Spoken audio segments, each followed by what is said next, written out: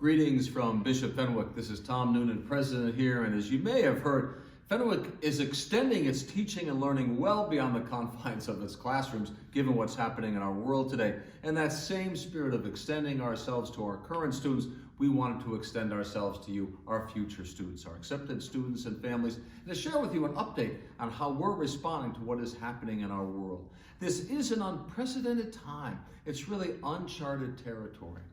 And I suppose in times of such dramatic uncertainty, we have to ask ourselves, what is certain? What is really certain? Well, I'm here to share with you this morning, Fenwick is certain. And what underlies Fenwick, its mission and vision, this too is certain. And why? Because it's all about essential skills and eternal values. Essential skills and eternal values. These are certain. I'll share more about that later. So how about our response? Some of you perhaps have read Viktor Frankl's Man's Search for Meaning. Frankl, like so many others, says we cannot determine what happens to us in life, but we can choose and decide how we respond. That's always our choice. So I'm sharing with you our choice, our decision, our response. How does that affect you? That's the first and foremost thing on your mind. Well, first, we've decided to alter our deadlines.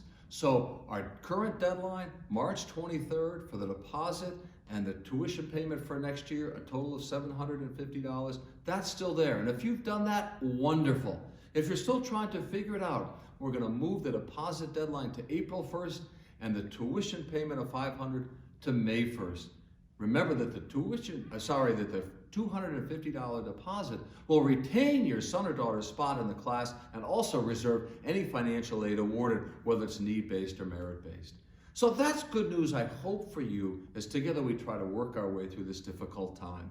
We also want to share with you, particularly in this email, links to the resources that are available to you and to everyone in our Fenwick community. You'll see a link to the Zoom call I did yesterday with our entire school. Hundreds of people tuning into this. Oh, it was about a 20-minute conversation we had. I invite you to listen to it. You'll see a link too to our daily schedule of virtual courses taking place through Zoom and other technologies that are going to keep our students engaged during this time when they're off our campus. And you'll see also the message that I share with our school this morning, that's going to come out at 8 o'clock every morning, and a whole slew of resources to help you and your family perhaps navigate a lot of time at home that you didn't expect. So I'm going to conclude with essential skills and eternal values. I made some notes myself. Essential skills like perseverance, tenacity, grit, so essential. Digital literacy, being a good person in person and online. Continuous learning, real-world problem solving, working with people in a way that's creative, collegial, and collaborative, navigating your way through myriad news sources, multiple layers of information.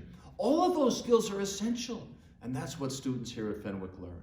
And beyond all that, not just essential skills, but eternal values. Eternal values like courage and compassion. How much are those needed today? I also think about eternal values like integrity and empathy.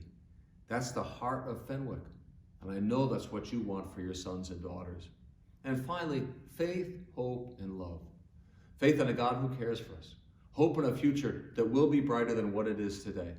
And the love for one another that we all share that will together move us forward. So finally, you'll be hearing from me shortly.